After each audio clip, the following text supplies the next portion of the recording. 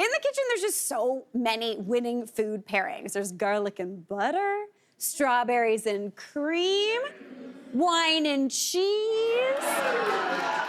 Maybe I won't catch on this one. French fries and soft serve ice cream. Listen, it's a thing, it's delicious. But one of the most classic, at least in the world of desserts and hot beverages, is chocolate and espresso. Yeah. I mean, it's a duo that is so good it has its own name, mocha. We love it so much, it's so good. And the thing that I love about this particular dynamic duo is that they kind of complement each other in such a beautiful way that they make each other taste more like each themselves. You know what I mean? Does that make sense? Kind of like a really good relationship, you know? You just get better with the other thing. It's so, so good. That chocolate, the bitterness in the coffee really complements that bitterness in the chocolate, but it also pulls back that sweetness of the chocolate. It somehow makes chocolate taste more like chocolate. And then even in a cup of coffee, something with chocolatey notes just bumps up that coffee flavor. It's a match made in heaven. So I wanted to show you how to make a delicious chocolate espresso cake. How does that sound? Yeah. I'm very excited about this. This is like my go-to cake. It's really, really tasty. And I wanted to make what I'm calling like a tea cake or a snack cake, which is a single layer, super tasty, really, really easy. If you wanted to, you could double this cake though and make it a 2-layer cake. That would be perfect as well. But like a single layer cake feels like something you can have at like 11 in the morning. As like a little snack, or maybe with your morning coffee, and it's like, oh, it's a snack cake, it's fine. And you can call it a coffee cake, so boom, there you go. So we're gonna get to work on the dry ingredients for this cake batter. So I've got a sieve set over a bowl. Now, I will never ask you to sieve something if you don't actually have to sieve it, because I hate sifting things. But we're gonna sieve all the dry ingredients together because we are using cocoa powder, and it tends to have clumps in it. So into there, I'm going in with 1 cup of all-purpose flour. Just a classic all-purpose flour. Whenever I'm measuring flour, I like to give it a little bit of a fluff, kind of. Then a little bit of this, a shimmy, or you can use a knife just to swipe the top. Add that on in.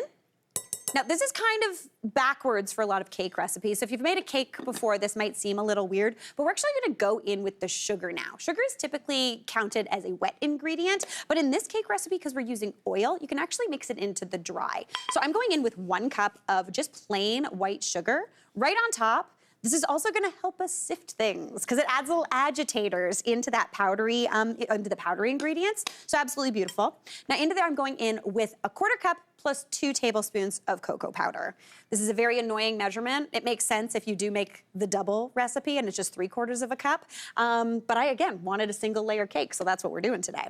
So 1/4 cup goes in, 2 tablespoons as well. That is perfect.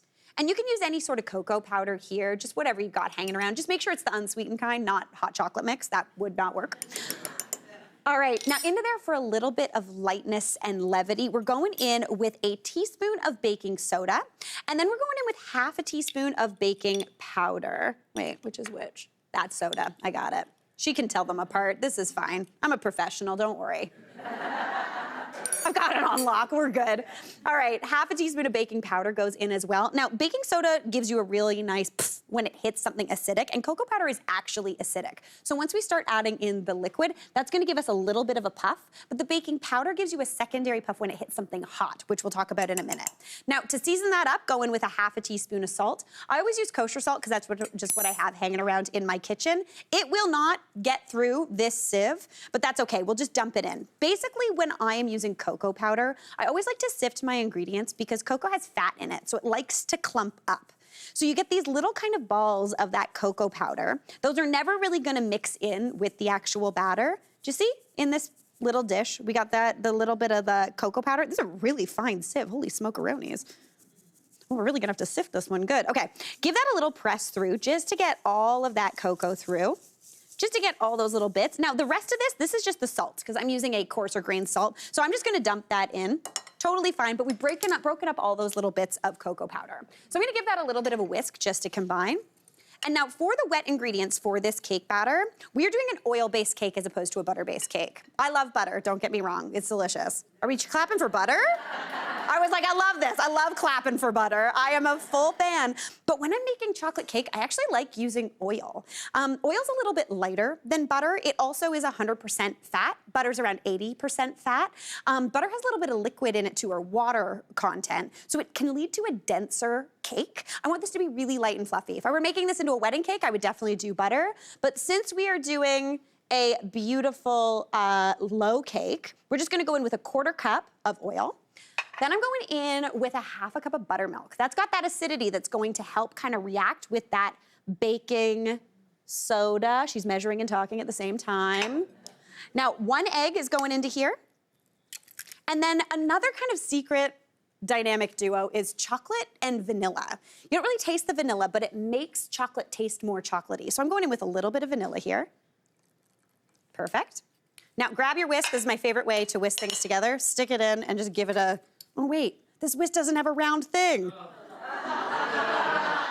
That was the most disappointing thing to ever happen in the kitchen. All right, give that a little bit of a whisk. If it was round, you could make it into like an egg beater by going like this.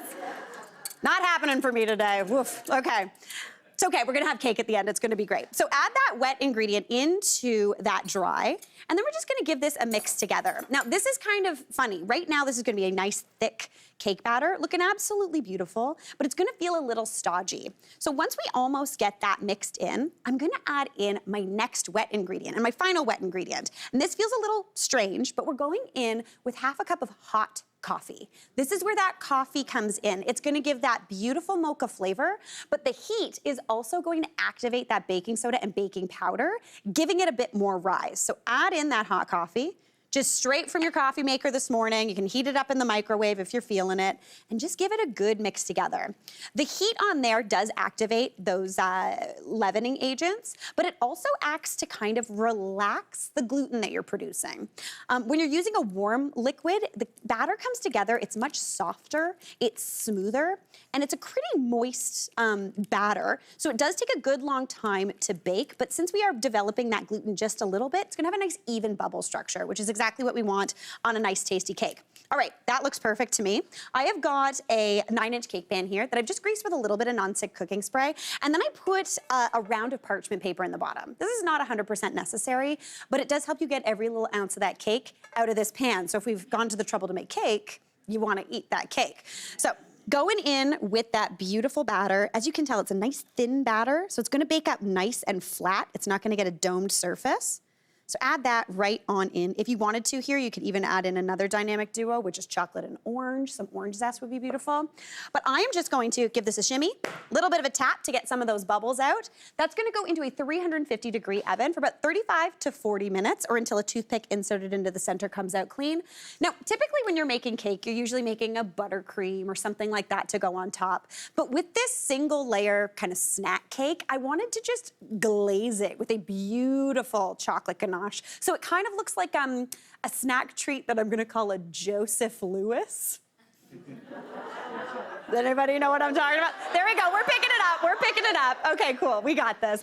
All right, so to make a ganache, it's really simple. It's basically 2 parts chocolate to 1 part cream. So I've got 200 grams of chopped semi-sweet chocolate here. Just grab a bar. If you wanted to, you could also do this with chocolate chips. It just sets up a little different because chocolate chips do have a little tiny bit of edible wax in them to keep the shape. Totally fine, but just so you know, this melts down really, really easily. So go on into a bowl with that 200 grams of chocolate. And then over here on the heat, I have got 100 milliliters of whipping cream. You wanna use whipping cream when you're making a ganache. And in fact, if you wanted this to be a little more like a frosting, you could make up this ganache, put it in the fridge, and then whip it up. Or something, I would do a little bit more cream though. That would be beautiful. Now into here to give this that mocha flavor, I'm gonna add a teaspoon of instant espresso powder. Now I always have this on hand. It comes in really handy if you wake up that one morning and you've run out of coffee and you're like, oh no, and your husband gets a headache if he doesn't have a coffee, so you're good to go. But it's really great to add to baking. I love it. It really adds a chocolatey flavor.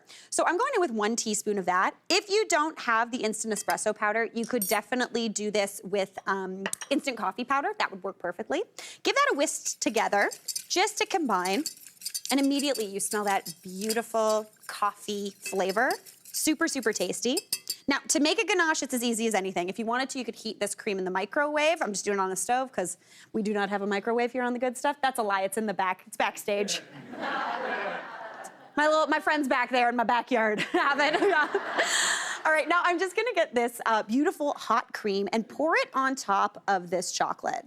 Now that coffee flavor is going to infuse. You're gonna be tempted to wanna stir this right now, but just set it aside. Set it aside, let the cream do its thing. That's gonna slowly melt that chocolate, and you're gonna end up with something that looks pretty similar, but then we're gonna whisk. You just look at this, bring that together.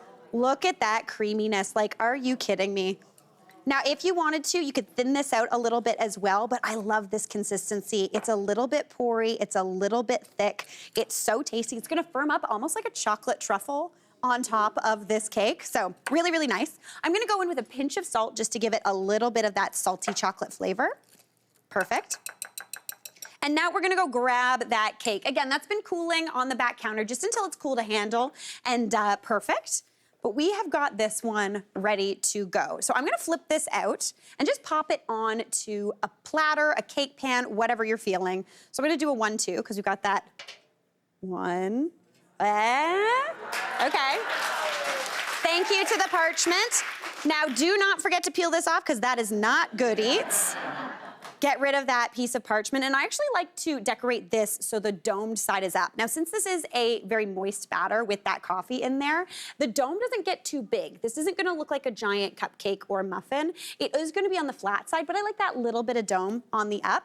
So now what I'll need to do is just grab that beautiful ganache, nice and smooth and creamy, and I'm just gonna pour that right over top. If you wanted to, you could do this thinner, make it a little more pourable, but I am just gonna spread this out. You could also whip this up. I feel like, oh my gosh, look at that. That just looks like chocolate. I understand it is chocolate, Mary, but it looks so chocolatey.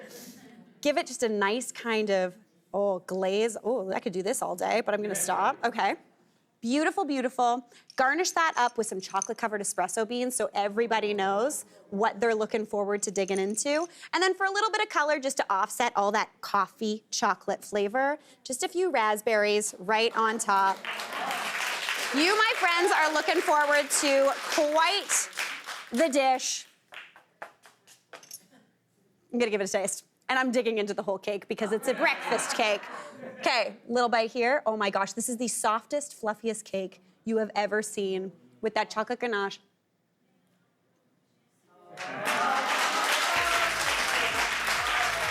Not gonna lie, eating it with that warm chocolate ganache is an absolute treat. You've gotta try this. Hey, Mary here.